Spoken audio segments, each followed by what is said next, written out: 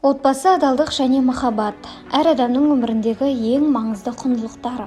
Отбасы белгілі дәстүрлердің, жағымды өнегелердің, мұралар мен салт-дәстүрлердің сақтаушысы. Отбасында бала алғаш рет өмірмен, қоршаған ортамен танысып, мінез-құлық нормаларын игереді. Отбасы баланың азамат болып өсуінің негізі. 2013 жылы қыркүйек айының 2 жексенбісі отбасы күні болып бекітілген болатын. Осы уақыттан бері елімізде отбасы күні дәстүрлі түрде мерекеленіп келеді.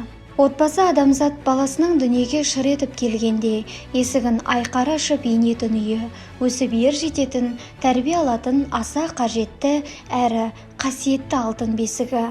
Қай заманда, қай елде болмаса да отбасының адамзат ұрпағына ықпал мен әсерін өмірдегі басқа еш нәрсенің күшімен салыстыруға болмайды. Отбасы сүйіспеншіліктің, құрмет пен ынтымақтастықтың ошағы, яғни кез келген зиялы қоғамның діңгегі. Отбасының аман саулығы әрбір елдің дамуы мен келешегінің өлшемі деп білеміз.